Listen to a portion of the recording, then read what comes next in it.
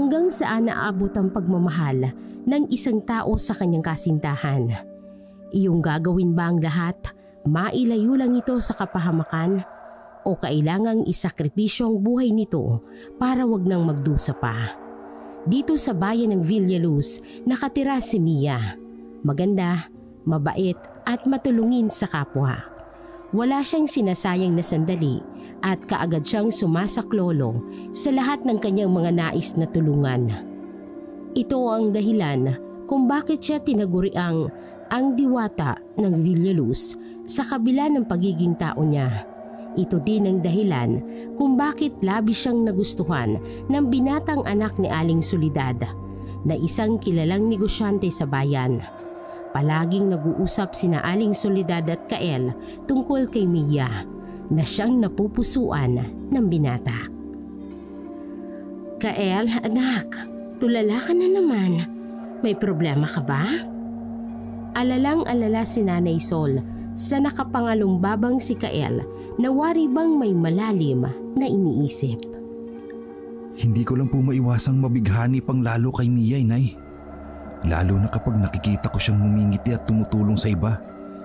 Maliban sa maganda na siya, may busilak pa po siyang kalooban na nagpapatunaw sa aking puso. Napakabait po niya, Inay. Napapangiti naman si Nanay Sol sa kanya. Naku, ang sabihin mo, nahihiya ka lang na lumapit sa kanya. Palibhasa kasi, alam mong mahirap siyang suyuin. Kabaliktaran sa nakikita nating ugali niya kapag may gusto siyang tulungan. Torpe ka talaga, anak, no? Bakit hindi mo pa kasi aminin sa kanya kung ano yung totoo? Hindi yung puro bigay ka na lang ng bigay sa kanya. Abay, mas mainam na sabihin mo sa kanya kung ano yung nararamdaman mo. Para hindi ka lang puro pagpapantasya dyan. Tinanggal ni Kael ang kamay na nakaangkla sa kanyang baba at hinarap ang kanyang ina. Tama ka po dyan, Inay. Ha? Anong tama? Kung tamaan ka kaya sa akin? Nanay Sol naman, oh. Masyado ka talaga sa akin. Kung magpanggap na lang po kaya akong may sakit para mapalapit kay Mia. Ano po sa tingin niyo, Inay? Bahagyang nagulat ang kanyang ina. Umarko ang kaliwang kilay ng Nanay Sol niya sa hinging suwestyon ng binata sa ginang. Aba, nahihibang ka na ba, anak? Dadaanin mo pa sa pagpapanggap para lang mapalapit yung babaeng gusto mo? Ay, hindi yata tama yun. Baka kapag ginawa mo yan, mas lalo pang mapalayo si Mia kapag nalaman niya na nagpapanggap ka lang na may sakit para lang mapalapit sa kanya. Naku, tigilan mo yan, anak, ha? Nasermonan patuloy siya ng ina. Napakamot na lamang si Kael sa kanyang ulo. Ang mabuti pa, tulungan mo na ako rito sa ginagawa ko. Marami tayong suki na pupunta dito sa bahay. Kailangan nating maghapit para hindi tayo maubusan. May puntong utos sa kanya ng ginang. Aba, syempre, Inay. Pasarap ng pasarap ang tinda niyong kakanin habang tumatagal, eh. Pinakamasarap na kakanin sa buong mundo. Di bale, Inay. Huwag po kayong mag-alala. Tutulungan po kita. Tumirik ang mga mata ng ginang na tumingin sa kanya. Ay naku, batang ito, oh. Binubola mo na naman ako. Sa tingin ko, may kailangan ka na naman sa akin, ano? Ano, meron ba? Sabihin mo na at alam ko na yung hihingin mo. Manghuhula na po pala kayo ngayon, Nay, no? Magsabi ka na. Sapin-sapin, Ayun, naka 2 points na po kayo, Nay. Yun nga po, Nanay Sol, for formality, hihingiin ko po sana yung isang bilao ng sapin-sapin, ha? May pagbibigyan lang po ako. Ay, teka. Huhulaan ko kung kanino. Aha! Alam ko na. Kay Mia, no? Tama? Tumpak! Tumpak, Nanay Sol! Grabe! Pwede na po pala kayong maihilera sa mga sikat na manghuhula. Gaya ni Rudy Baldwin o ni Madam Auring. Ay, sabi ko na nga ba. O siya, sige. Ikaw ang bahala, Kael. Maraming salamat po talaga, Inay. The best ka talaga. Oh, wag mo na akong bulahin. Baka kung saan pa mapunta to at magdalawang bilao pang mahingi mo. Mahigpit na hinadgan na lamang ng binata ang napakasuportado niyang ina. Gayong inuuto niya lamang ito para makaungot ng kakanin para kay Mia. Matagal na din si Kael na nagbabaka sakali na baka mapansin siya ng dalaga. Palagi niya itong nakikita sa bakuran ng bahay nito. Abala sa pag-aalaga ng mga pananim nito na nagagamit niya sa panggagamot sa mga simpleng sugat at lagnat. Oras-oras yata ay minomonitor ni Mia ang mga halaman na tumutubo sa lupa. Kapag sapat ang sinag ng araw, dinidiligan ito ng malinis na tubig. Alagang-alaga at ingat na ingat ang babae sa mga pananim na nakakatulong sa panggagamot nito sa mga may sakit. Nag-iisang anak lamang si Mia ng kanyang mga magulang na parehong lumad na magsasaka. May maliit silang lupang pagmamay-ari na pinagkukuhaan nila ng ikabubuhay. Nang mga sandaling yon, wala ang mga magulang ng dalaga sa bahay. Nasa bukid ito at nagsasaka. Naisip ni Kael na ito na ang tamang pagkakataon niya para makausap muli ang dalagang napupusuan. Lumapit siya sa bakuran nito at kinawayan ng dalaga habang nakatago ang bitbit na bilao ng klase ng kakanin sa kanyang likuran. Mia, kumusta? Nginitian naman ni Mia ang binata at magiliw na sinalubong siya ng pagbate. Kael, ikaw pala yan. Anong atin? Napadaan ka ulit. Namulang magkabilang pisngi ng binata nang ilabas niya ang bitbit na bilao ng sapin-sapin, saka nahihiyang iniabot yun sa dalaga. Mia, kakanin nga pala para sa'yo. Alanganin namang tangkang tanggapin yun ni Mia. Hindi kasi nito akalain na magbibigay ulit ang binata ng ganoong kakanin. Gayong kabibigay lang din niya kahapon ng isang bilao naman ng biko. Nag-abala ka pa, Kael. Mukhang nakakarami na yata ako sa'yo. Nakakahiya naman. Hindi ba't binigyan mo pa ako kahapon? Baka mapurga na ako ng kakanin mo, ha? Malugi pa kayo niya ng nanay mo sa kabibigay sa akin. Para bang tumiklop ang magkabilang tenga ni Kael sa hiya sa kaharap. Pero Mia, iba naman yung bigay ko sa'yo kahapon at iba naman yung ngayon. Saka huwag mo nang alalahanin yun. Masaya ako na nabibigyan kita. Wala na ngang nagawa ang dalaga kung hindi abutin ang ibinibigay ni Kael. Ano ba talagang sadya mo sa akin? Mukhang malakas ka naman at walang sakit. Mukhang wala ka namang ipapagamot. Nagtataka na ako sa'yo. Kung may pakay ka man sa akin, diretsuhin mo na ako. Hilaw na napangisi si Kael. Naiisip niya na kanina na magpanggap na meron siyang iniindang karamdaman.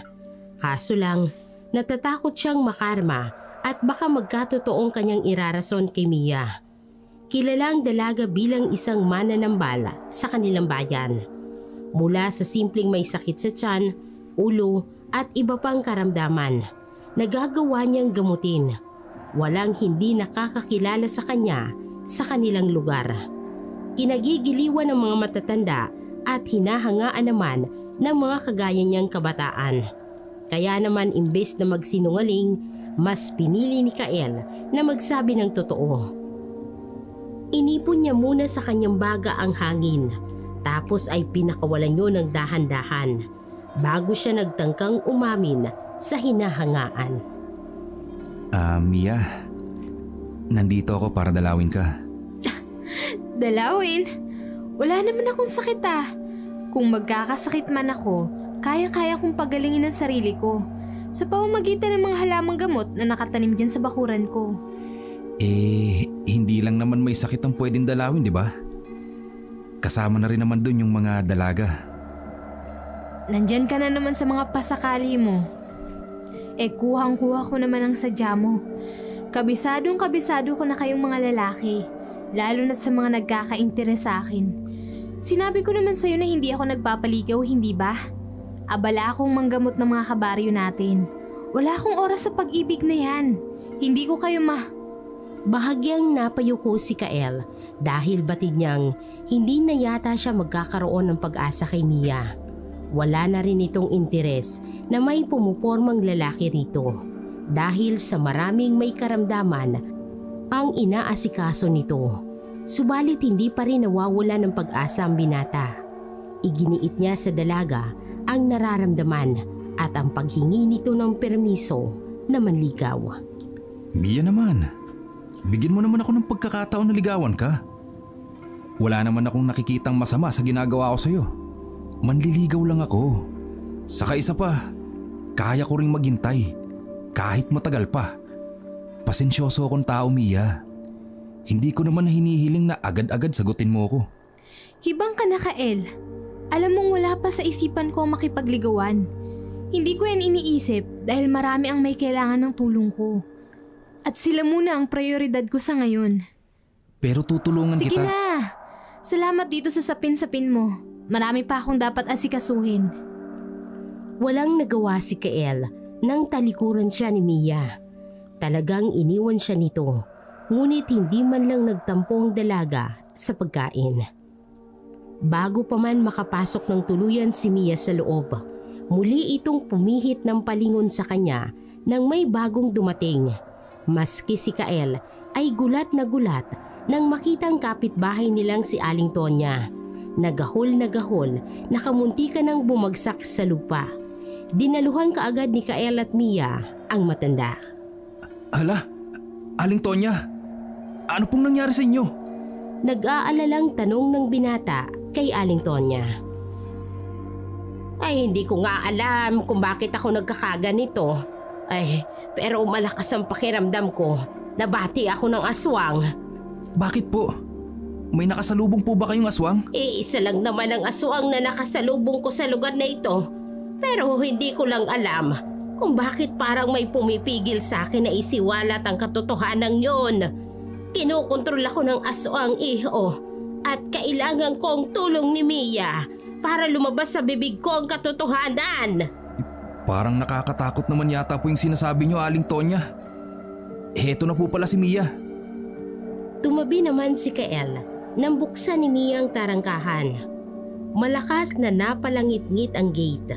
Nag-aalala ang mga mata nito habang nakatingin sa kanya. Naku, Aling Tonya. Ano bang nangyari sa'yo? Alika, pasok ka rito.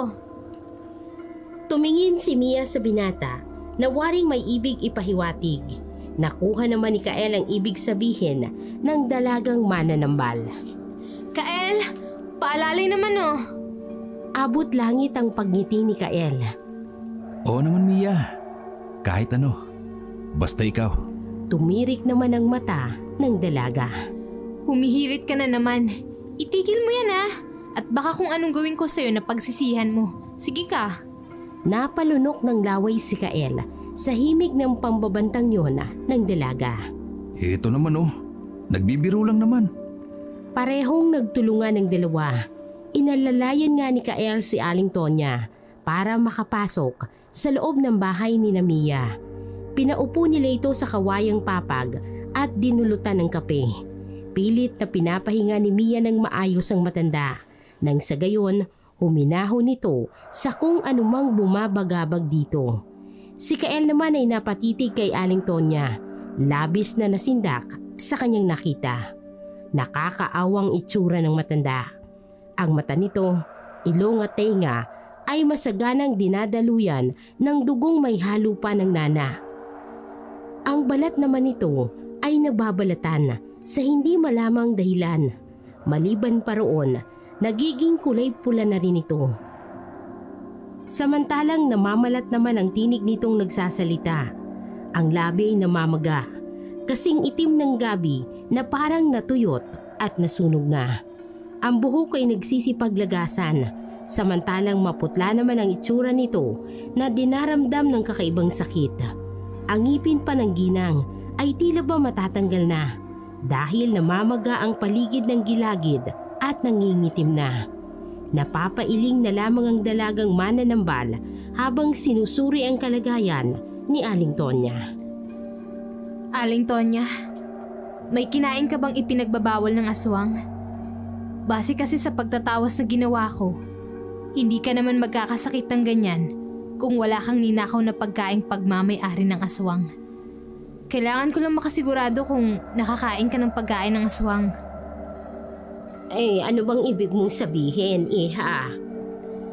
Baka lang kako, may nakain kang hindi pinagkakaloob ng kapitbahay nating aswang. Kung meron man dito. Obserba ng dalaga. Natahimik si Aling Tonya. Saglit na nag-isip at saka nanlaki ang mga mata.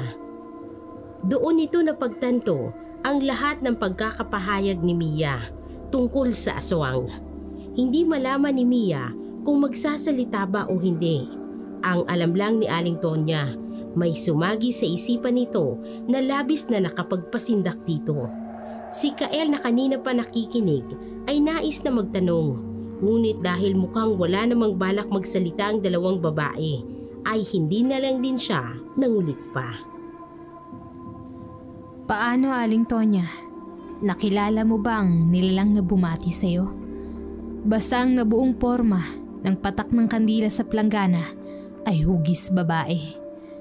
May anyong aswang at galit na galit. Tuloy-tuloy ang patak ng kulay pulang kandila sa maligamgam na tubig sa kalawanging lalagyan. Kitang-kita sa mukha ng matanda ang pagkasindak sa malinaw na pagkakabuo ng kandilang pula na natuyo sa tubig sa may palanggana. Nakikilala ko siya, Mia. Pero hindi ko magawang sabihin sa'yo. Baka pwedeng ako na lang ang gumawa ng pag-aalay para gumaling ako. Ayokong mamatay. Ayoko ring maratay. Ayoko ng ganitong pakiramdam, Iha. Tulungan mo ko. Tulungan mo ko. Hinawakan ni Mia ang matanda sa balikat nito. Huminto ito sa pag-iyak at tumingin dito ng diretso. Hindi naman mangyayari yon, Aling Tonya. Ang aswang na nakaalitan mo ay hindi pumapatay ng patalikod. Bagkus nararamdaman niya ang mga bagay na yan sa'yo dahil nagpapahiwatig na siya ng pagyanggaw mula sa ninakaw mong pagkain. Naiintindihan ko, Mia. Hindi ko naman kasi maiwasang matakam sa prutas na yun eh. Patawarin nawa ako ng aswang sa ginawa ko. Sumuway ako. Basta kung may nagawa ka man na hindi dapat, ay ihingi mo na yan ng tawad para gumaling ka na. Malumanay na payo ni Mia kay Aling Tonya. Gagawin ko kaagad kung yan ang payo mo sa akin. Matapos malapatan ng lunas, ay kaagad nang umalis si Aling Tonya. Naiwan naman si Kael at Mia na nakatanaw na lamang sa kawawang matanda. Hindi mawaglit sa kanyang isipan ang pinag-usapan ng dalawang babae kanina. Napatingin tuloy siya kay Mia na seryosong nakatanaw pa rin sa matanda. Napaka-inosente talaga ng itsura nito. Wala sa itsura ng isang mahusay na manggagamot sa kanilang baryo. Mia, sa tingin mo, sino kaya ang aswang dito sa lugar natin? Umiling lang si Mia nang walang maisip na ideya kung sinong pwedeng paghinalaan. Hindi ko alam, Kael, at ayokong malaman. Baka alam mo. Hindi mo lang talaga masabi sa akin. Di ba nga, yung ginagawa mo kaninang pagtatawas? Tinaliman siya ng tingin ng dalaga. Mangungulit ka o pauuwin kita? Emunestra ni Kael ang daliri at pakunwaring isiniper nito upang tikom ang pasaway niyang bibig. Hindi na ako mangungulit. Mabuti. Araw-araw ay ganoon na talagang routine ni Mia at Kael. Nagkakasama man sila ay hindi naman binibigyan ni Mia ng pagkakataon si Kael na manligaw. Para sa dalagang mananambal, mas mahalaga ang mga bagay na alam nitong makakatulong sa mga magulang.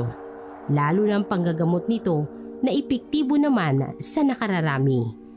Nilingon ng dalaga si Kael at nginitian. Ang mabuti pa, umuwi ka na.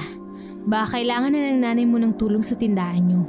Mia, nagpaalam naman ako kay nanay. Kahit na, may gagawin ako at ayokong makakaabala ka sa akin. Lingid sa kaalaman ng lahat, may inililihim si Mia tungkol sa kanyang kakayahan. Ang pagiging isang mananambal ay may masigit pang pagsubok na susuungin. Nariyan ang panaginip na paulit-ulit niyang nakikita sa kanyang diwa kapag siya'y nahihimbing. Palagi na lang niyang nakikita ang isang pamilyar na libritang tila ba nagpapahiwatig na kailangan niyang matagpuan. Isang araw nga ay kinailangan niyang hanapin ang libritang ito. Kaya naman umalis siya ng bahay nang hindi nalalaman ng kanyang mga magulang. Sa kasamaang palad, napansin siya ni Kael at palihim na sinundan.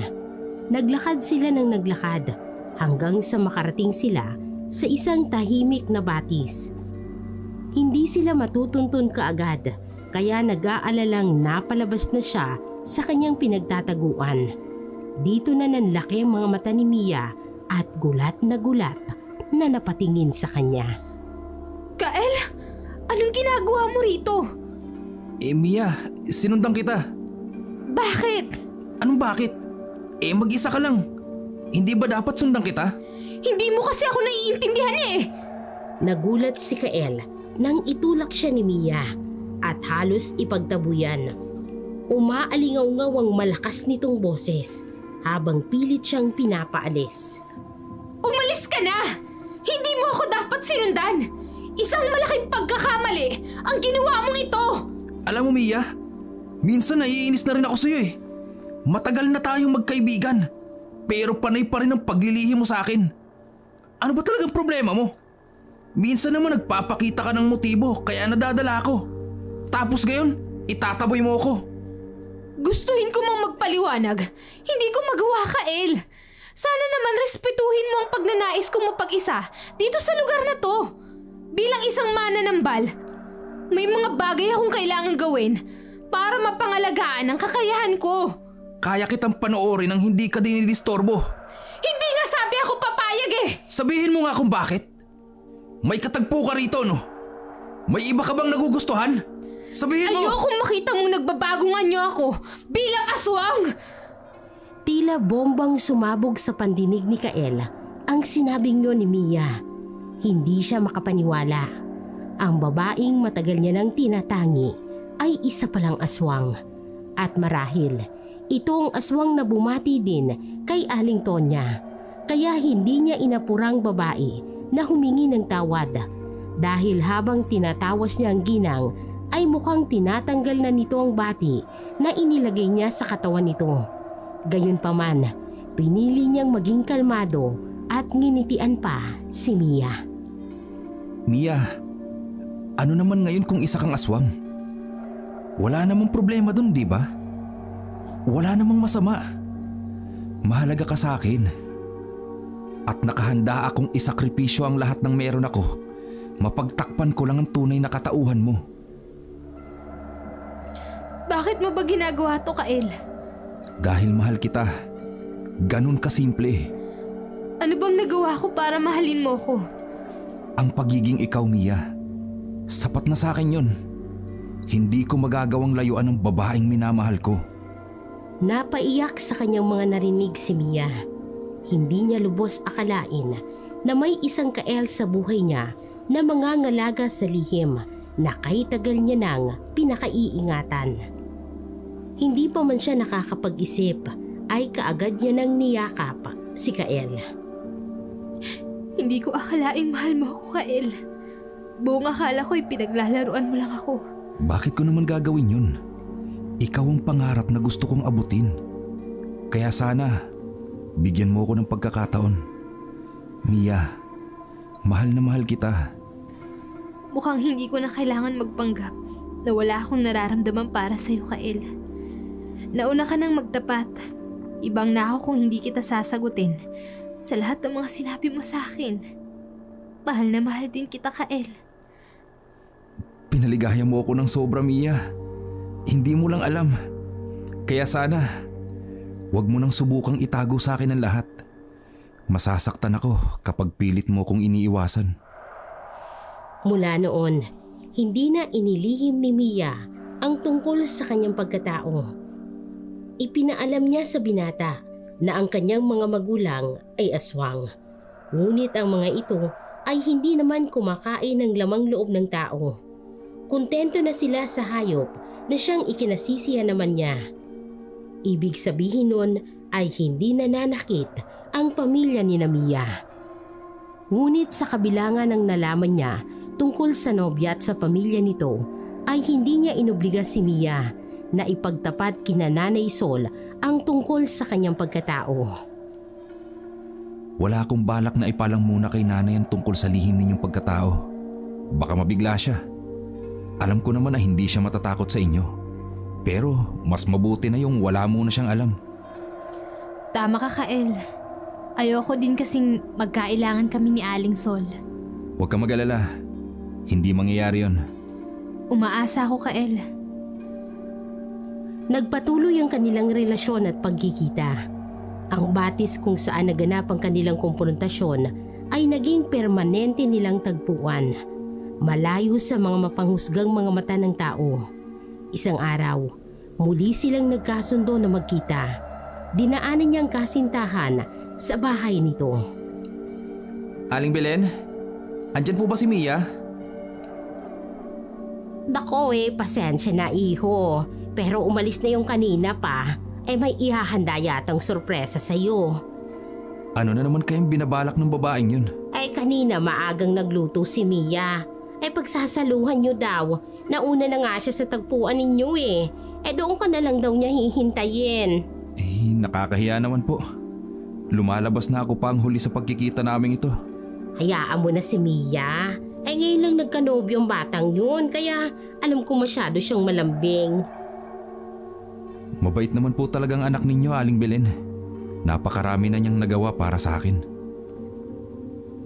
Kami nga ang dapat na magpasalamat sa iyo kasi tinanggap mo kami sa kabila ng katauhang meron kami.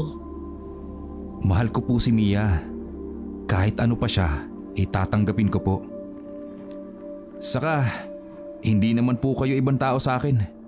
Bata pa lang kilala ko na po kayo. Maraming salamat talaga, iho. Wala pong anuman, Aling Belen. Paano po? Mauna na po ako. Baka naiinip na po si Mia sa paghihintay. Dapat sana'y nakadama ng pananabik si Kael. Ang pagkikita naman kasi nila ni Mia ay ang pinakamaganda sa lahat ng pangyayari sa buhay niya. Ngunit iba yon sa mga nagdaang araw. Nakakaramdam siya ng matinding panganib. Kabado si Kael at hindi mapakali. Gayunpaman, pinili niyang magtungo sa kanilang tagpuan. Hindi niya lang inaasahan na may maaabutan siyang hindi kaaya-aya. Umiiyak at nakahandusay sa batuhan si Mia. Hubot-hubad at kinubabawan ng tatlong hindi nakikilalang kalalakihan. Pakiusap! Itigil niyo na to! Hindi! Bakit naman namin gagawin yon? Ha? Ikaw na ang grasya na dumating sa amin! Gunti namin ito sa ginawa mo sa tiyahin namin. Gagamot-gamot ka pa, pero ikaw din naman ang umaswang sa kanya. Wala akong alam sa sinasabi niyo! Pakiusap! Tumahimik ka! Sinampal ng isa sa mga lalaki si Mia, kaya sumabog sa labis na galit si Kael at kaagad na hinugot ang hindi maihiwalay na itak sa kanyang tagiliran. Naisip niyang sugurin ang mga ito, ngunit napaatras siya nang makitang armadong mga ito. Nakita na siya ni Mia, ngunit halos nagmamakaawang babae sa pamamagitan ng mga tingin sa kanya na ang ibig sabihin ay huwag siyang lalapit dahil hindi niya kaya ang mga ito. Nanginginig sa pagpipigil ng emosyon si Kael hanggang sa matapos ang mga hayop sa pagpapasasa sa katawan ng kanyang nobya. Kita niyang umalis sa mga ito na tila ba walang anumang nangyari at iniwan pang kasintahan niyang lupaypay at tulala. Galit niyang pinagsisipa ang mga halaman at nagwala. Sino kayong pangahas na nakialam sa nobya ko?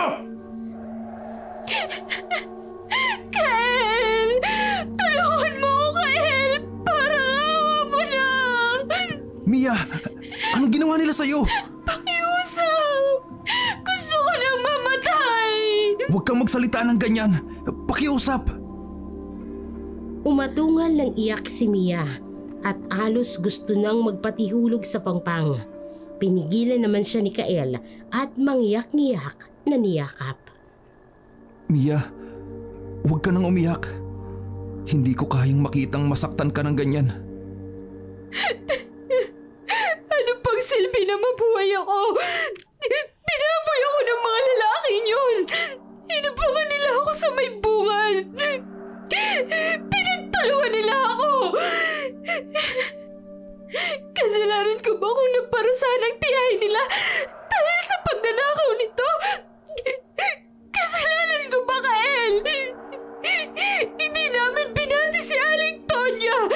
Nayanggaw siya! Paanong nayanggaw? Nayanggaw siya dahil nangialam siya sa mga bagay na iniingatan ni nanay sa bukid. Ninakaw niya ang mga pagkain. Wala siyang kamalay-malay na may halong ritual para hindi pagtangkaan ng kahit sino. Pero matigas ang ulo niya. Hindi magawang magsalita ni Kael ng kahit na ano dahil sa kanyang mga nalaman.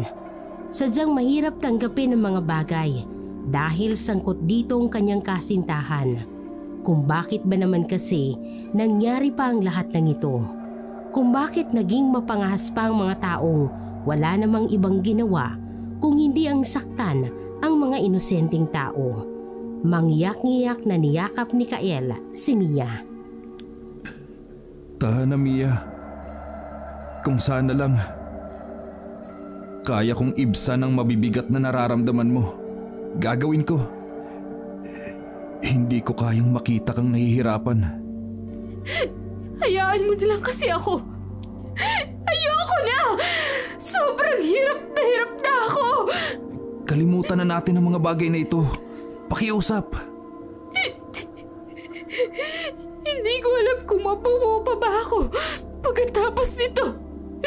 Nakakasawa na! Hinayaan na lamang ni Kael na umiyak muna ang babae hanggang sa mahimasmasan. Nang sa tingin niya ay kumalma na si Mia, sakalang niya inaya na umuwi ng babae. Nagpatianod naman ito at humakbang, kaya hindi na siya nag-aksaya ng panahon at kaagad na inuwi sa kanila ang dalaga. Dumating sila kaagad sa bahay, pero papasok pa lang silang dalawa, kaagad na pinalis ni Mia ang luha sa kanyang mga mata pagkuway humarap kay Kael. Ano man ang nangyari sa akin ngayong araw, sana manatili na lang na sikreto. Ayoko na may iba pang makaalam dahil hindi ko kakayanin kung sakali mong makaabot sa aking mga magulang ang balita. Pero Mia, kailangan magbayad ng mga hayop na yun sa ginawa nila. Para ano? Para husgahan ako? Hindi naman sa ganun ang gusto kong ipaintindi sa'yo. Pero doon din naman mapupunta ang lahat, hindi ba? Oras na malaman ni nanay at tatay ang nangyari sa akin. Hindi sila makakatulog ng maayos, Kael. Alam mo kung anong tunay namin pagkatao. Huwag mong hayaang maging kriminal ang mga magulang ko dahil lang sa akin. Huminga ng malalim si Kael. May punto si Mia sa mga sinabi nito. Buti pa ang babae. Inabuso na nga ay pinoprotektahan pa din ng sariling pamilya. Pero papaano naman ito? Tila ba nabasa ni Mia ang nasa isip ni Kael dahil bahagyang ngumiti ang dalaga. Huwag mo kong alalahanin, Kael. Kaya ko ang sarili ko. Alam kong magagawa kong kalimutan ang masalimuot na pangyayaring ito sa buhay ko. Salamat naman kung ganun. Ako din. Umaasa na lalakasan mo ang loob mo. Mahal kita, Mia. Gagawin ko ang lahat para sa'yo. Yun ang naging huli nilang pag-uusap ni Mia. Ang buong akala niya ay maayos lang ang kalagayan ng dalaga. Nakikita niya itong tahimik na nanggagamot, nakikipag-usap sa mga kababayan nila, ngunit kapag napapatingin sa kanya ay agara namang inililihis ang tingin. Hindi tuloy alam ni Kael kung anong naging pagkakasala niya dahil nagising na lamang siya isang araw na nagkakagulo ng mga tao sa katapat nilang tahanan. May naglulupasay at humahagulgol na tila ba namatayan. Bumalikwas ng bangon si Kael ng araw na yon at tinanong ang kanyang ina na nakadungaw sa bintana kung ano ang nangyari. Inay, ano po nangyari? Anak, nanggaling dito ang inay Belen ni Mia. Ipinapaalam niya sa atin na pumanaw na raw ang anak niya. Nay, nagbibiro lang naman po kayo, di ba? Anak, hindi ko kayang magbiro sa mga bagay na ganito. Patawarin mo ko kung ako pa mismo ang magsasabi niyan sa'yo. Pero Nay, bakit po? Paano po nangyari? Nagbigti raw si Mia, anak. Walang nakakaalam kung bakit at kung ano ang dahilan niya. Hindi siya dapat nagbigti, Nay. Bakit niya nagawa yon? Bakit, anak? May alam ka ba sa kung anong nangyari sa kanya? May sinabi ba si Mia sa'yo? Hindi nakasagot si Kaela sa sinabi ng kanyang ina. Kapag nalaman nito ang totoo, siguradong sa kanya ibubunto ng sisi sa nangyari kay Mia. Siya ang tatanungin ng mga magulang nito. Hindi niya kayang dalhin sa konsensya ang pagkawala ng dalaga. Nay, pwede ka po bang puntahan si Mia? Sige na, anak. Mamaya susunod ako. May mga ihahanda lang ako para dalhin sa kanila. Huwag niyo pong kalilimutan ang paboritong kakanin ni Mia, Inay, ha? Oo naman, anak. Hindi ko kakalimutan ng mga yon. Salamat naman po kung ganun. Mauna na po ako sa kanila. Sige, anak. Halos ayaw humakbang ng mga paa ni Kael. Bigat na bigat siya sa kanyang nararamdaman. Pakiwari ng binata ay hindi niya kayang masilayan ang nakahimlay na dalaga dahil alam niyang dahilan ng pagkamatay nito. Malamang dinibdib ni Mia ang nangyari sa kanya nang salubungin siya ni Aling Belen sa tarangkahan pa lamang ng bahay nito. Hindi kaagad siya pumasok. Umiyak muna siya ng umiyak hanggang sa wala na siyang mailuha. Hindi ko mapapatawad ang sarili ko. Kasalanan ko kung bakit namatay si Mia. Kasalanan ko! Huwag mo nang sisihin ang sarili mo. Wala kang kasalanan doon, iho. Pero Nay Belen, hindi niya sinasabi sa akin ang problema niya. Hindi niya inilalabas. Bakit ba palagi niyang iniisip na kaya niya ang mga bagay kahit minsan sobrang sakit na talaga? Wala na tayong magagawa. Nangyari na ang hindi sana dapat na mangyari. Sa ngayon, ang kailangan nating gawin, ipagdasal ang kaluluwa ng aking anak. Napaiyak si Kael at niyakap ang ginang. Mula nang pumanaw si Mia, ipinangako niya sa kanyang sarili na hindi niya pababayaan ang mga magulang nito. Kahit pa sabihin ng iba na si Nanay Belen ay aswang. Matapos ang huling pag-uusap na iyon, ay inasikaso niya ang lahat ng kailangan ni Mia. Subalit hindi nakisali si Kael sa pagluluksa ng buong mag-anak. Sa halip, nagtungo siya sa kagubatan. Alam niyang hindi tama ang kanyang gagawin. Ngunit labis siyang nasaktan sa nangyari kay Mia. Kailangan niyang mag-isip. Kahibangan ngang matatawag. Gusto niyang mabuhay ulit ang babae. Sa pusod ng kagubatan, may nakatirang isang matandang mangkukulam na hindi nakikihalubilo sa mga tao. Mas pinili niyang manirahan doon upang makalayo sa mapangusgang mga tao. Kaya naman nang makita niya si Kael na palakad-lakad sa kanyang bakuran, sininghalan niya ito. Sinong lapastangan ang nagtatangkang pumasok sa aking baluarte? Ipagpatawad niyo po, Ginang. Pero gusto ko lang pong malaman kung kayo po ang mangkukulam. Hindi! At lumayas ka na rito. Ayokong tumanggap ng bisita. Parang awa mo na, Ali. Kailangan kong tulong mo. Lumayas ka na. Wala akong maitutulong sa'yo. Utang na loob. Kailangan kong tulong mo. Huwag mo yun naman po akong itaboy. Ayaw mong ipakain kita sa mga kampong ko. Lumayas ka na! Parang awa mo na, matandang mangkukulam. Gagawin ko ang lahat ng hihingin mong kapalit. Tulungan mo lang po ako. Pakiusap. Dahil sa pagiging desperado, lumuhod si Kael, nagmamakaawa. Gagawin niya ang lahat. Tulungan lang siya ng mangkukulam sa kaibangan niya. Hindi niya kayang mawala si Mia. Nang marinig ng mangkukulam ang kanyang sinabi, natigilan ito. Nanlaki ang mga mata at nananabik at naglalaway. Totoo ba yan? Gagawin mo ang anumang hilingin ko. Kahit na ano. Kahit na ano po. Buhayin niyo lang ang nobya ko. Buhayin mo lang si Mia. Mangyayari ang gusto mo. Pero kailangan mo munang ikuha ako ng sariwang puso ng tao. Saka ko sasabihin sa iyo ang maaari mong gawin para mabuhay ang kasintahan mo. Makakaasa po kayo. Tutupad ako sa usapan. Kung gayon, bumalik ka na lamang dito kapag may dala ka ng sariwang puso. Tumalikod na nga si Kael at nagpa siyang umuwi. Tahimik ang binata at malalim ang iniisip. Ngayon ay kailangan niyang humanap ng sariwang puso ng tao. Ngunit saan? Alam niyang makakakuha lang siya noon kung papatay siya ng tao.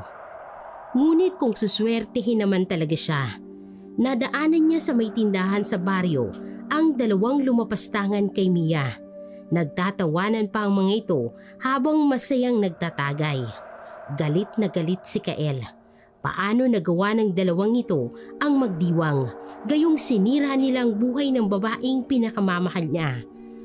Tumaas baba ang dibdib ni Kael sa labis na paghinga. Wala pa man siyang ginagawa, ay galit na siya. Tumalikod siya at umuwi sa kanilang bahay. "O anak, saan ka nang galing? Hindi ka daw nagtagal kinabilin." Nagpahangin lang po ako, inay. Gusto ko lang po makalanghap ng sariwang hangin. Naiintindihan kita, anak. Dadalhin ko ang palakol, inay. Mangunguha ako ng kahoy. Mabuti pa nga nang may panggatong tayo. Walang sali-salitang dinampot ni Kael ang palakol sa may likod bahay at kaagad na naglakad palabas. Hindi na siya nagpaalam sa kanyang ina. Pagdating niya sa tindahan, naroon pa ang dalawang tampalasan. Tawa pa din ito ng tawa at panay ang laklak na animoy wala nang bukas. Sige, inom pa! Mauna ka ng tumagay. Paubos na! Baliw ka ba? Dagdagan na natin yan. Hangal! Wala na akong pera! Nagdagis ang bagang ni Kael at walang prenong naglakad. Ngunit nang makita niyang patayo ng mga ito ay kaagad siyang nanatili sa isang tabi. Hindi siya napansin ng dalawang lapastangan nang lagpasan siya nito sa kalsada. Kaagad niyang sinundan ng dalawa.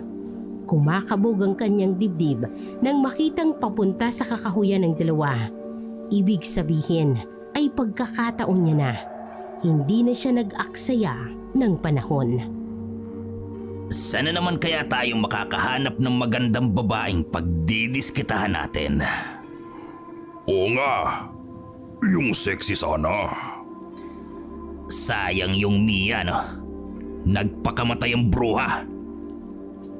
Mas lalong nag-igting ang panga ni Kael nang marinig na pinag-uusapan ng kanyang kasintahan. Kaya naman, hindi na siya nag-atubli pang tawagin ang atensyon ng dalawa. Kaso lang, masasayang din ang buhay niyo ngayon. Anong? Wag! Hindi nakapiyok ang dalawa nang makitang mabangis pa sa hayop na nag-amok si Kael. Pinagpapapalakol niya ang dalawa na walang nagawa at hindi nasangga ang mga hataw niya. Tinamaan ang isa sa ulo, samantalang natapyas naman ni Kael ang liig ng isa. Hingal na hingal siya nang makatapos. Binaliwala niyang tumalsik na dugo sa kanyang katawan. Lumingon-lingon siya sa paligid nang matiyak na walang tao. Hinila niya ang dalawang lalaki sa kadawagan at doon tinanggalan ng puso. Kaagad niyang ihinatid yun sa mangkukulam na nakaabang na sa kanya sa may tarangkahan. Walang pagsidla ng tuwa ng mangkukulam nang matanggap na ang sariwang puso na pinakaaasam nito. Sa wakas, may sariwang puso na ng tao. Nagawa ko na po ang gusto mo. Ano ngayon ang gagawin natin? Paano mabubuhay si Mia? Sigurado ka na ba? Matibay na ba ang loob mo? Oras na magawa mong lahat ng sinasabi ko, wala nang atrasan. Hindi ako papatay ng tao kung hindi buo ang loob ko. Gusto kong mabuhay si Mia. Kapalitan lahat ng kailangan kong isakripisyo para sa kanya. Matinis na humalakhak ang mangkukulam. Tumaliko dito at nagtungo sa kanyang tahanan. May kinuhang garapon at ibinigay sa kanya. Wala ka nang kailangang isakripisyo, binata. Malaking bagay na para sa akin ang pumatay ka para sa iyong kasintahan. Ang pusong alay mo sa akin ang magbibigay ng malakas na kapangyarihan sa akin. Kaya alam kong pagkatapos ng lahat ng ito, magagawa ko ng lahat ng imposible. Pati na ang pag-usal ng mga orasyon laban sa aking mga kaaway. Eto, tanggapin mo ang langis na ito. Kung ganun, ano pong kailangan kong gawin? At anong gagawin ko sa langis na ito? Yan ang langis na may ibinabad na pulang korales. Pulang korales? Oo, yan ang magsisilbing proteksyon mo kapag pumasok ka na sa kuwebang lungga ng mga sawa. Kinabahan si Kael, ngunit desididong gawin ang lahat nang nais ipaabot sa kanya ng mangkukulam. Ano pong gagawin ko sa kuweba? Yan ay tinatawag lang na panagang iho. Kailangan mong pumasok sa kuweba ng mga sawa. Ngunit hindi mo kailangang magpakita sa kanila. Sa bawat makamandag na nilalang na may magsing irog na gagawa ng nakatakdang pagtatalik upang makabuo ng panibagong lahi. Sila ang kailangan mong bantayan. Ano pong meron sa kanila? Sa bawat pagtatalik ng dalawang ahas, isa sa kanila ay labis na manghihina at yun ang babaeng ahas. Aalis ang lalaking ahas at siyang maghahanap ng lunas para rito. Yun na ang pagkakataon mo para sundan ang lalaking ahas. Bakit ko po siya susundan? Hindi po ba't delikado yun? Delikado kung magpapakita ka. Ngunit kailangan mong sundan ang lalaking ahas hanggang sa makarating siya sa lugar kung saan siya nakakatagpo ng lunas para sa kanyang irog. Babantayan mo kung aling punong kahoy ang tutuklawin niya at tatandaan ito. Hintayin mong umalis ang sawa, saka mo pagmasdan ng puno. Yon ang maaari mong kuhaan ng ugat para buhayin na ang patay. Nanlamig ang buong katawan ni Kael dahil sa sinabi sa kanya ng mangkukulam. Sadyang mahiwaga nga ang paraang ginagawa ng mga sawa para gamutin ang kanilang mga kauri. Gayon, kung itong natatanging lunas para sa sakit ng kamatayan, susuungin niyang panganib, maibalik lamang ang buhay ng babaeng kanyang minamahal. Kung ganun, kailangan kong gawin ito kaagad, Ale. Ayoko nang magtagal pa si Mia mula sa pagkakalugmok sa kawalan. Sandali. kailangan mo munang kunin ang katawan ni Mia. Itago mo siya sa kuwebang inihanda mo para sa kanya. Ilalagak mo doon ang kanyang bangkay hanggang sa makuha mo ang lunas. Kailangan ko rin siyang usalan ng ritual nang sa ganoon ay hindi siya tuluyang mabulok kagaya ng ibang bangkay. Tumango si Kael, nanginginig sa pagkasabik na kanyang nararamdaman. Hindi alam kung alin ang unang gagawin. Nang ibigay ng mangkukulam ang kanyang basbas, ay humayo na siya kaagad nang umuwi. Pagdating sa bahay, nadatnan niya ang kanyang nanay Sol na naghahanda na. Anak, bakit ngayon ka lang umuwi? May inaasikaso lang po ako, Inay. Bakit po kayo nakabihis? Hindi mo ba alam, anak? Ngayon ang libing ng kasintahan mo.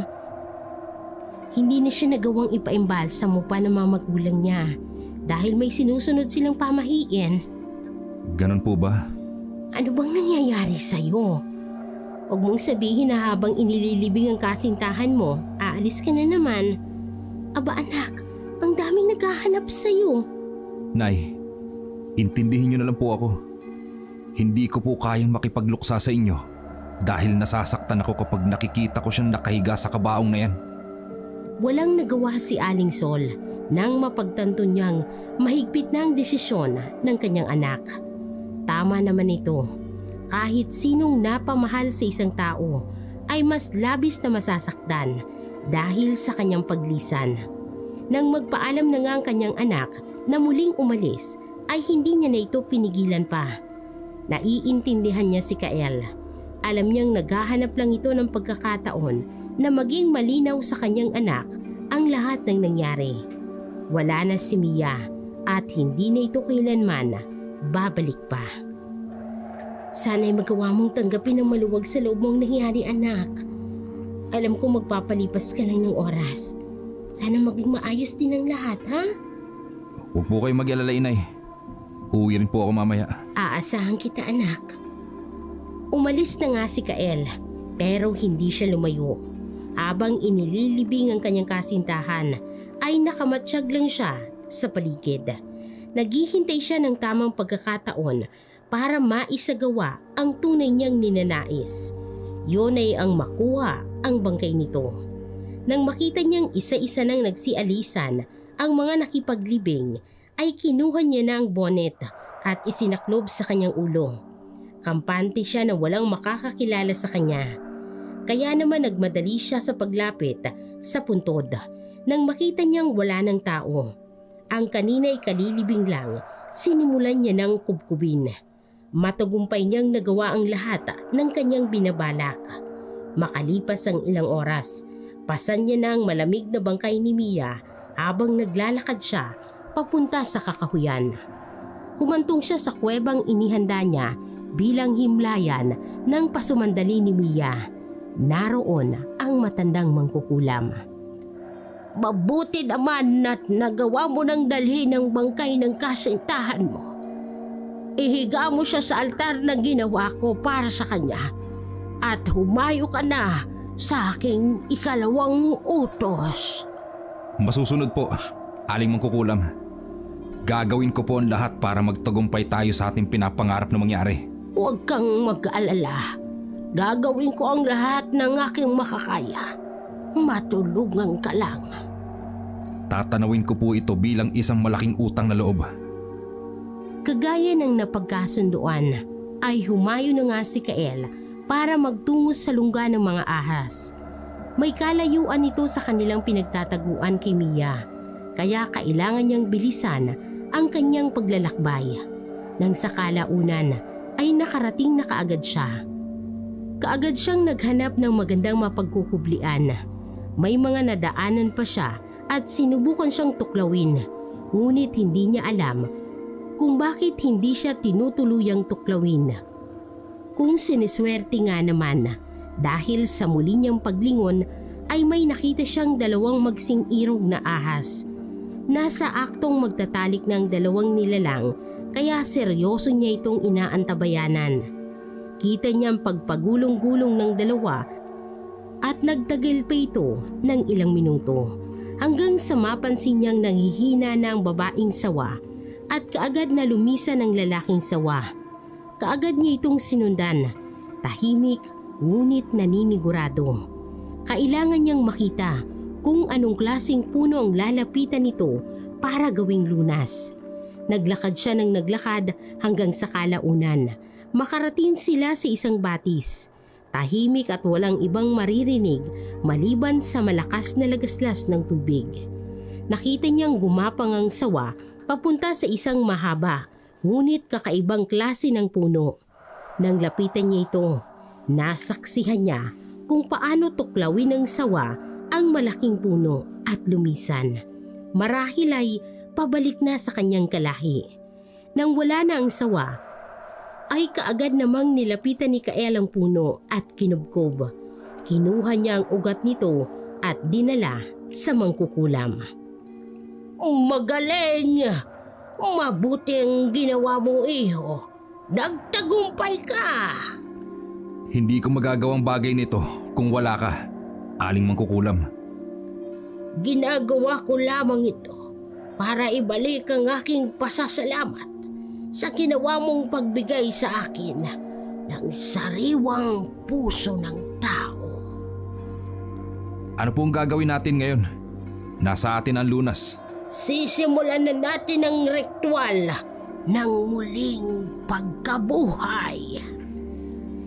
Inutusan siya ng mangkukulam na ilaga ang ugat at palamigin sa isang lalagyan.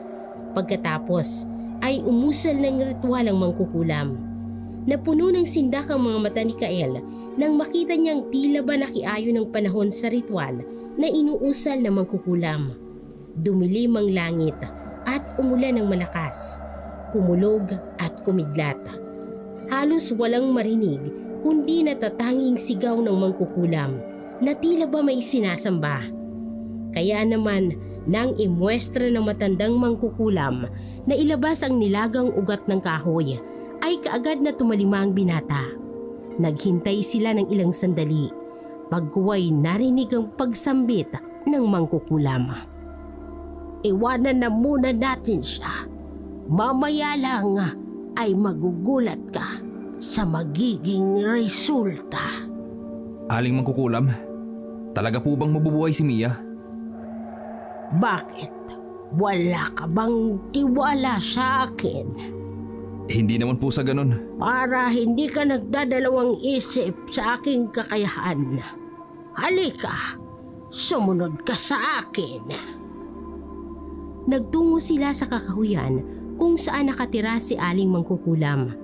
Dito, inilabas ng Mangkukulam ang isa sa 2 puso na hindi pa nilalantakan. Ano pong gagawin natin sa tahanan mo, Aling Mangkukulam? Ipapaliwanag ko sa iyo ang tunay na pakay ko sa mga pusong pinakuha ko sa iyo. Ang isa ay kinain ko na, hindi ba? Yun ay kadahilan ng ang puso na kinain ko ay pagmamay-ari ng lalaking may asawa. Samantalang ito, itinaas ng Mangkukulam ang kanyang hawak na natitirang puso na hindi niya kinain noong unang ibinigay ito. Ito ay pagmamay-ari ng isang lalaking batang-bata. Batang-batang lalaki? Ano pong meron sa kanya? Oo, batang-batang lalaki. Sila ay may taglay na kakaibang kapangyarihan na siyang magpapalakas sa isang mangkukulam na kagaya ko. Tignan mo!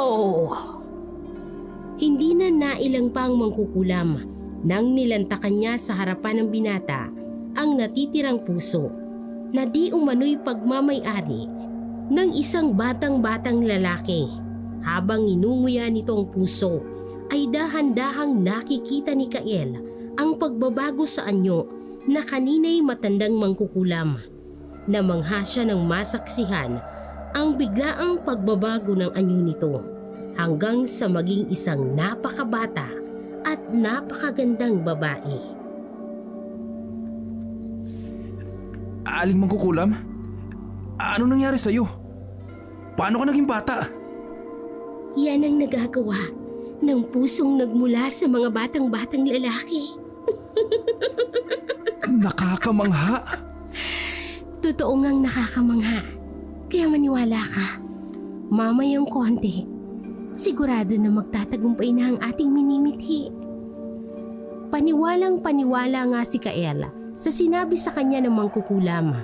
Alam niyang may patutunguhan ang kanyang pagsuong sa mga pagsubok dahil nakikita niya ang paunti-unting kakayahan ng Mangkukulam. Maya-maya pa ay inuntag na siya nito. Oras na para dalawin mo ang iyong kasintahan sa kinaroroonan niya ngayon. Talaga po? Pwede ko na siyang puntahan? Oo naman. Kailangan mo nang dalawin ang iyong kasintahan. At malamang, naghihintay na siya sa iyo. Nakakapanabik ang pangyayaring to. Hindi ko akalaing mangyayari na ang aking pinapangarap. Bakit hindi mo siya puntahan sa ngayon? Nang sa gayon, makita mo ang kasiyahang binabanggit mo. Kasing bilis ng kidlat nang lisanin ni Kael ang bahay ng Mangkukulam. Kaagad siyang nagtungo sa kuweba kung saan nakahimlay si Mia. Nang makarating siya roon, ay labis-labis ang kaba sa kanyang puso. Nariyang umuusbong ang pag-asa na sana'y naghihintay na sa kanya si Mia at yayakapin siya ng mahigpit. Ngunit kahungkaga ng kanyang nadarama nang dumating siya sa kuweba. Tahimik at nananatili si Mia sa kanyang hinihigaan ni hindi man lang gumagalaw o bumangon. Nanginig na ang kanyang panga at nanghina ang kanyang tukod. Hindi nagising si Mia. Hindi ito nabuhay. Nasasaktang tinalikuran niya ang nakahimlay na dalaga at lumuha. Walang nangyari. Ano bang kulang sa ginawa ko? Wala na ba talagang pag-aasa para sa ating dalawa? Kael? Anong nangyayari? Bakit ka umiiyak? Naging marahas ang paglingon ni Kael. Gulat na gulat siya sa kanyang nakita. Hindi niya akalaing magigisna ng kasintahan na buhay at humihinga. Hindi siya naniwala kaagad, kaya naisip niyang lapitan ito at titigan. Mia? Ako nga. Ano bang nangyayari sa'yo? Bakit ka nga umiiyak? Hindi nakapagsalita kaagad si Kael. Naninigurado na nilapitan niya ang dalaga at sinubukang haplusin ang mukha nito. Mia? Ikaw nga ba? Seryoso?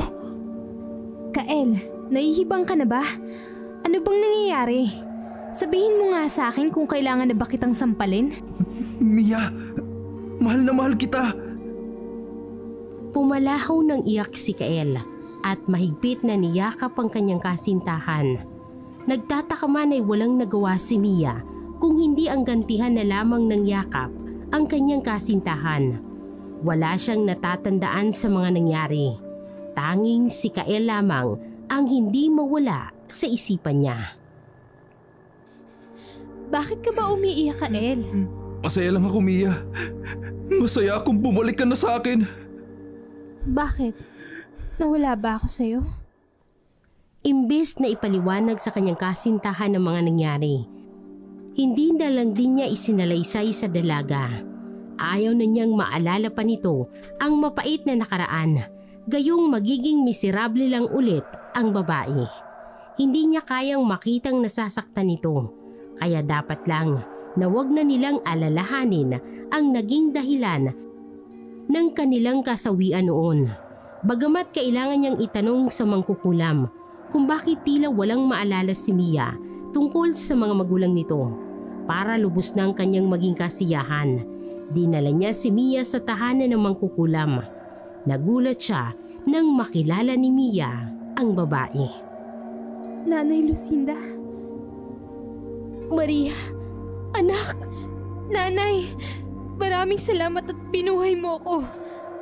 Nanay Lucinda, Maria, narinig ko yun na aling mangkukulam. Ano ba talagang totoo? Huwag mo nang pansinin pa ang sinabi ni Mia. Ganyan talaga ang taong matagal ding nahimlay. Alalahanin mo na, hindi lahat ng nangyayari sa kanyang buhay ay naaalala niya. Lalo na't kung ano ang pinaka-hindi niya makakalimutan, ay siyang tatatak lamang sa kanyang isipan hanggang sa muli siyang mabuhay. Naiintindihan ko po. Akala ko lang kasi may kakaibang nangyayari sa kanya. Hindi mangyayari yon. Alam naman natin na may kakaiba talaga sa puno ng buhay na siyang dahilan kung bakit siya bumangon muli mula sa kamatayan. Hindi na binigyan ng pansin ni Kael ang iba pang naging reaksyon ni Mia at ang paliwanag ng mangkukulam. Basta masaya siya dahil sa naging pagkabuhay ng kanyang kasintahan at sinigurado niyang wala na siyang mahihiling pa. Muli niyang isinama si Mia sa kuweba at doon sila nanatili. Umuuwi man si Kael sa kanilang tahanan, ay hindi niya kailanman ipinagsabi sa kanyang ina ang tunay na naging kaganapan sa kanyang buhay. Napapansin ko, palagi ka nang wala dito sa bahay simula nang namatay si Mia. Gusto ko lang pong makalimot, inay. Kaya ginagawa ko lang pong abala ang sarili ko. Sigurado ka ba dyan? Yan ba talagang ginagawa mo? Nanay naman, eto na naman po ba tayo? Anak, nanay mo ko. Kilala kita. Alam ko kung kailan ka may dinadamdam. Alam ko rin kung kailan ka nahihirapan. Huwag po kayong mag-alala, inay. Wala naman po akong balak na sundan si Mia sa kabilang buhay. Kahit paano'y nagawa niyang pakalmahin ng kanyang ina dahil sa samot-saring alalahanin nito. Ayaw niyang ipaalam kay Nanay Sol na buhay na si Mia sa tulong ng mangkukulam. Gusto niyang manatiling lihim ang lahat ng mga nalalaman niya. Mabuti na lang, hindi naman umaalis si Mia kapag umuuwi siya sa kanilang tahanan. Kinailangan niyang itago si Mia, parang walang makakita sa dalaga. Ngunit kakaiba talaga ang araw na yon. Dumating siyang hindi mapakali si Mia. Tila ba tulala at hindi mapalagay. Mahal, ano nangyari sa'yo? Nagugutom ako, Kael. Dinalhan kita ng prutas at gulay kanina, hindi ba? Pero ayoko niyan. Mas gusto kong kumain ng malansa. Natigilan si Kael. Hindi niya alam kung bakit tila gusto ng babae na kumain ng malansa. Tinangka niya itong pigilan, ngunit napagtanto niyang mahirap. Nagsimula ang babae sa panghuhuli ng ibon hanggang sa gusto niya ng manakmal ng aso at iba pang malalaking nilalang. Utang na loob, Kael. Gusto kong kumain ng sariwang atay. Pero Mia, saan naman tayo hahanap ng sariwang atay? Alam mong wala tayong panindang ganon dito. Manghihina ako kapag hindi ako nakakain ng sariwang atay. Maawa ka, Kael. Mas lalong nabaghan si Kael. Hindi niya alam kung papaano pakikiusapan ng maayos ang kanyang nobya. Habang tumatagal na pinagbabawalan niya ito, ay mas lalo siyang nagwawala.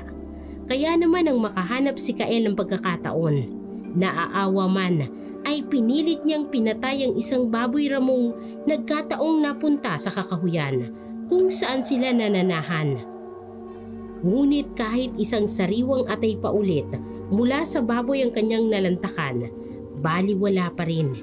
Hindi na nakatiis si Kael at kaagad niyang inilapit ang suliraning ito sa mangkukulam. Habang tumatagal mas lalo siyang nagiging bayolente aling mangkukulam. Hindi niya ako pinakikinggan. Mas mahalaga sa kanyang makakain ng atay. Yan ang sinasabi ko sa iyo na hindi magandang epekto kapag pumukay tayo ng patay. Paano'y iba talaga ang kanyang hahanap-hanapin? Lalo na siya'y kilalang nagmula sa lahi ng aswang. Paano niyo po nalaman ang tungkol doon? Walang maililihim sa akin ng isang tao, binata. Ang mangkukulam at aswang ay may pagkakatulad pa din. Hindi mo alam na ang kagaya namin ay may mga pambihirang kakayahan. Kagaya ng pagkain ng lamang loob. hindi maipapaliwanag na lakas. At higit sa lahat, may sapat kaming kapangyarihan para magbago ng anyo. Napaatras si Kael nang makitang pumula ang mga mata ng mangkukulam. Tila ba ipinapakilala sa kanya ang kakaibang katangian. Napalunok siya at wala sa wisyong muling bumalik sa kuweba. Nang dumating siya doon, nagulat siya nang makitang nakayuko sa batuhan si Mia. May ginagawa at base sa naririnig niyang pagnguya nito ay tila may nilalantakan. Mia, anong ginagawa mo? Kael, patawad. Hindi ko napigilan ang aking sarili. Habang mas binibigyan mo ako ng sariwang lamang loob, mas lalo akong ginaganahang manlantak. Pakiramdam ko, mababaliw ako sa labis na pagkatakam. Hindi ko na kaya, Kael. Bakit ka ba nagkakaganyan, Mia? Wala naman akong ibang pinangarap kundi ang makasama ka lang. May isang alaalang sumasagi sa aking isipan, Kael. Wala na ako sa mundong ito, pero narito ulit ako. Alam mo ba kung gaano ko kinasusukluman ang pangyayari ito? Wala namang nangyari sa'yo. Huwag mo nang ipagkaila, Kael. Kahit ilang beses pa akong makarinig ng usal mula kay Nanay Lucindang mangkukulam, alam kong kahit kailan, hindi ko siya matatanggap na tawagang ina. Dahil hindi naman akong pumanaw niyang anak na si Maria. Hindi kita maintindihan. Alam ko na gusto niyong itago ang nakaraan. Ngunit utang na loob. Huwag mo na akong tangkaing pigilan pa. Nilisan ko ng mundong to. Ngunit pilit pa ninyo akong hinahablot sa kabilang buhay para ibalik sa impyernong ito. Mia naman, huwag mo naman gawin sa akin to. Huli na! Dahil nakapagdesisyon na ako! Hindi nakapiyok si Kael nang makita niyang biglang nagbago ang ilang parte ng katawan ni Mia. Tinubuan ng balahibo, mahabang pangil at malasinulid na dila. Nanlisik ang kanyang mga mata at naging mabalasik ang kanyang muka. Nagulat ang binata nang makita niyang dadaluhong ito sa kanya. Papatayin kita! Mia, wag!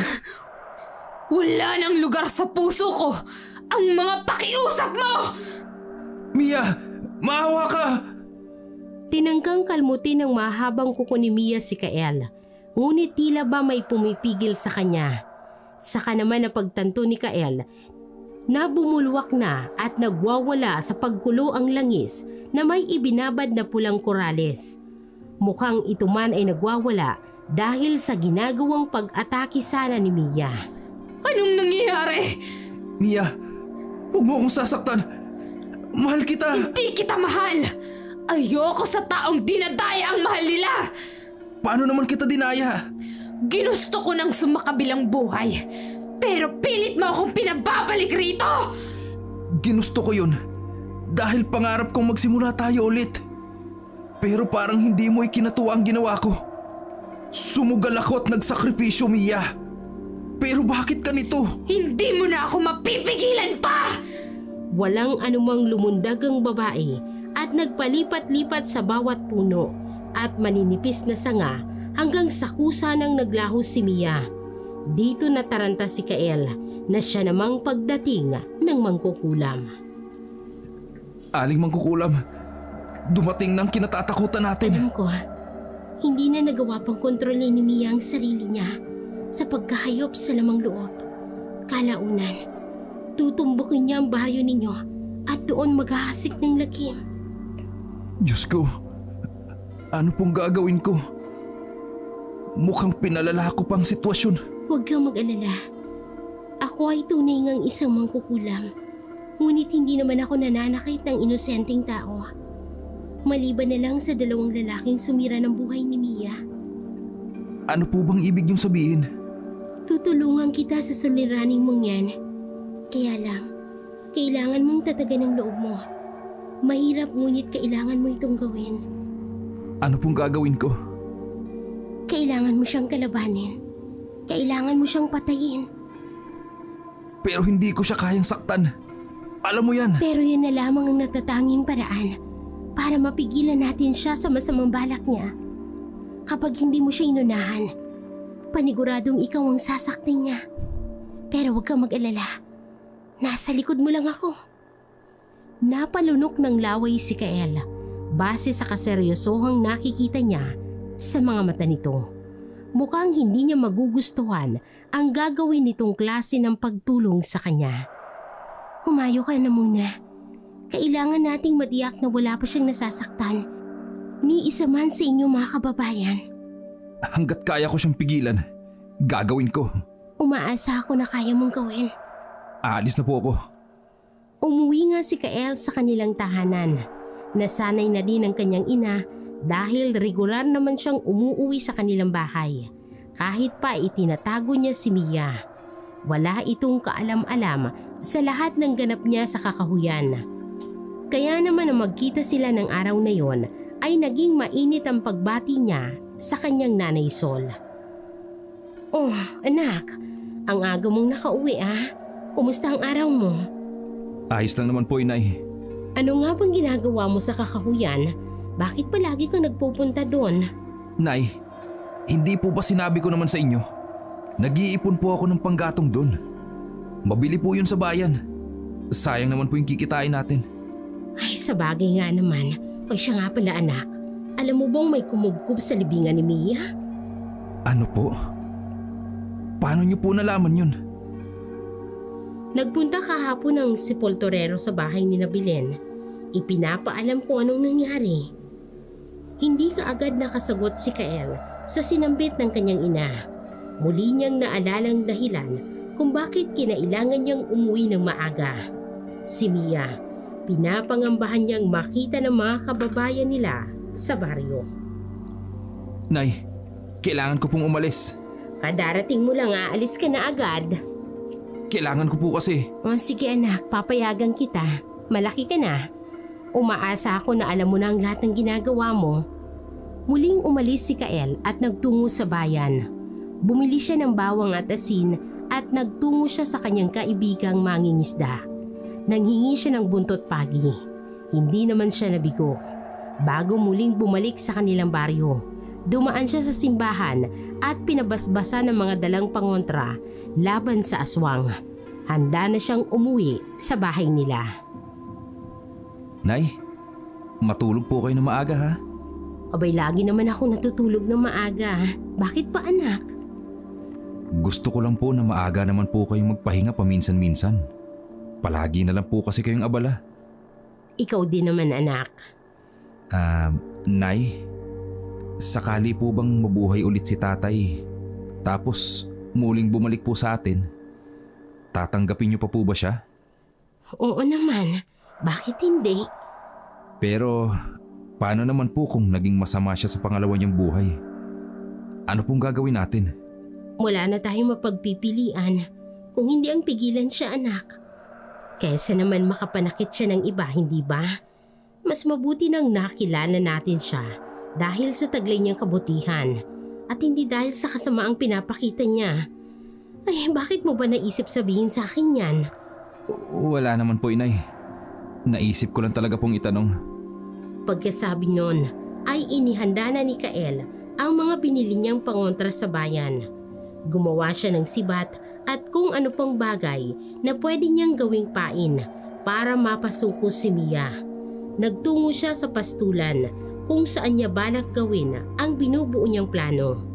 May dala siyang sariwang atay ng baboy na binili niya sa bayan. Ito ang kanyang gagamitin para mapalapit si Mia sa lugar kung saan siya naghihintay. Dumating naman ang kanyang kaibigang mangkukulam. Tandaan mo, binata, kailangan mong makipagsagupaan sa babaeng mahal mo. Kapag na-corner mo na siya, isaksak mo ito sa puso niya. Isang punyal? Hindi yan normal na punyal lang. Kaya niyang patayin ng isang aswang. Makakaya ko nga ba? Kakayanin mo. Huwag mong hahayaang magtagumpay siya sa'yo. Nabulag na siya ng tuluyan sa mga bagay na labis niyang kinahuhumalingan. Kaya malamang, hindi ka niya kilala. Masakit mang isipin, ngunit yun ang totoo. Gagawin ko ang makakaya ko. Kagaya nga ng inaasahan ni Kael, dumating si Mia na animoy hayok na nilapitan ng kanyang inihandang atay. Halos maduling ang aswang sa kasisinghot sa malansang amoy nito. Nilapitan siya kaagad ni Kael. Mia, itigil mo na to! Kontrolin mo ang sarili mo! Huli na ang lahat! Hindi ko na mababago ang nakatakda! Ikaw ang may hawak ng kapalaran mo, Mia. Hindi ang pagkatao mo. Pakiusap. Huwag mo naman akong saktan ng ganito. Minumulat lang kita sa katotohanan na ang mga tao'y nabubuhay ulit marahil dahil kailangan nilang magpatayan! Hindi na nakagalaw pa si Kael nang dumaluhong sa kanyang aswang. Natatakot si Kael pero hindi siya makasigaw gawa ng pagkataranta niya. Ang ginawa na lamang ng binata ay tinitigan ng mga mata ni Mia na para bang nahihipnotismo siya hanggang sa basta na lang ito mawala na parang bula. Makailang beses niyang kinusot ang kanyang mga mata. Pumipikit, dumidilat ito pero wala na talaga siyang nakita. Siguradong hindi siya namamalik mata lang. Basta na lang naglaho si Mia. Galit na suminghal ang mangkukulam at nag-usal naman ng ritual. Hindi siya kailangang makatakas. Masisira ang lahat ng plinano natin kapag hinayaan natin siyang mawala. Mukhang tinakasan niya ako, Aling Mangkukulam. Huwag kang mag-alala. Ako ang bahala. Nakasisiguro ako na babalik siya. Sana nga. Gayon na lamang ang pagkataranta nila nang basta na lang sumugod si Mia nang hindi nila napaghahandaan. Nakataas ang dalawang magkabilang kamay nito na may mahabang kuko. Ang kanyang mga matay nanlilisik at halos ayaw nang ikurap dahil sa labis na paninindak. Nang atakihin niya si Kael, inihanda ng binata ang kanyang mga pangontra. Ang sakit isiping sinugal ko ang buhay ko sa kapahamakan para lang mabuhay ka. Pero hindi ko inaasahang magiging halimaw ka. Hindi ko hiniling na buhayin mo ako! Tonto! Hindi ka naman ganito, Mia. Wala na ba talagang nagagawang matino ang mga taong bumangon mula sa hukay? Ano pa bang inaasahan mo? Mabubuhay akong anghel? Pagkatapos ng malaimpyernong karanasan ko sa mga tao, nahihibang ka na ba? Mabilis ang naging paggalaw ni Kael. Wala siyang dapat na sinasayang na oras. Bawat minuto ay mahalaga. Kailangan niya ng sugpuin ng halimaw na siya lang din ang dahilan kung bakit nabubuhay. Napapasigaw na ito sa bawat paghampas niya ng buntot pagi. Tila ito latigo na bumabakat sa kanyang likuran. Kapag gumaganti naman ang kalmot si Mia, ay katakatakang hindi siya nasusugatan o nasasaktan man lang. Literal na may pumoprotekta sa kanya, kasabay ng pagkulo ng langis na ibinigay sa kanya ng mangkukulam. Anong klaseng tao ka? At hindi ka tinatabla ng mga kalmot ko! Tama lang ito sa mapanirang nilalang na kagaya mo, Mia. Bakit? Hindi ba't isa ka ding masamang tao? Sinira mo ang pananahimik ko sa kabilang buhay! Ito ang dahilan kung bakit ko ginagawa ito ngayon. Gusto kong bumawi sa mga pagkakamaling nagawa ko. Marahas na inihampas ulit ng binata ang hawak niyang buntot pagi. Walang kapagurang ginawa ito ni Kael hanggang sa mapansin niya na hindi na gumagalaw si Mia. Siya namang pagsingit ng mangkukulam sa kanilang paglalaban. Ngayong nagawa mo ng papagpahingahin ang mabangis na mga atake ni Mia, kailangan mong magtungo sa puno ng pinagmumulan ng kanyang buhay. Ito ang dahilan kung bakit siya nabubuhay. Kaya ito rin ang magiging dahilan kung bakit siya mamamatay. Kailangan mo siyang tagain dahil ito ang nag-uugnay kay Mia. Ako na ang bahalang magsagawa ng orasyon para hindi siya makagalaw. Masakit man sa akin, igagawin ko ito, Aling Mangkukulam. Magpunta ka sa aking kamalig. May langis doon na kailangan mong ibuhos sa buong puno. Pagkatapos mo itong mataga, kailangang sunugin mo ang puno para hindi na mabuhay pa. May hatid na panganib ito sa sino mang mangunguha ng kahoy o sanga o dahon sa punong yon. Makakaasa kang gagawin ko ang lahat. Kailangan ko nang umalis. Nagmamadali na ngang nilisa ni Kael ang pastuhan. Nagmamadali siyang tumungo sa kamalig ng mangkukulam at kinuha ang langis na kailangan niyang gamitin. Nang makuha niya ito, ay pinasan niya din ang palakol at umalis na.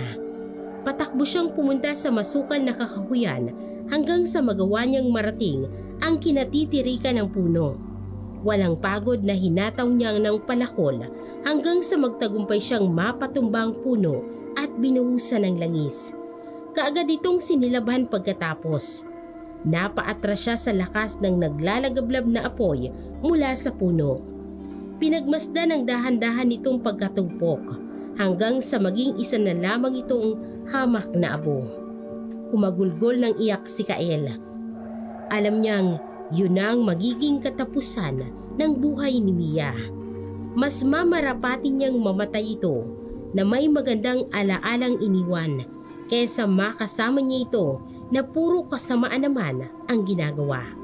Nang wala nang matira maski konti sa puno, ay lupay-pay siyang naglakad pa uwi, pabalik sa pastuhan. Naabutan niya doon ang mangkukulam. Taimtim na pinagmamasdan ang nagkalat na abong pilit na itinataboy ng hangin. Dahil sa iyong ginawa, naging abong iyong pinakamamahal na si Mia. Ayos lang po yun. Mas mabuti na rin ito kesa hayaan siyang mabuhay at may saktan. Ayokong umabot sa punto na kamuhian ako ng mga magulang niya o maski ng sarili kong ina dahil sa ginawa ko sa kanilang anak.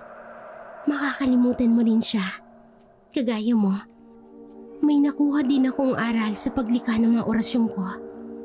Hindi dapat ginagamit ang aking kakayahan sa walang katuturang mga bagay.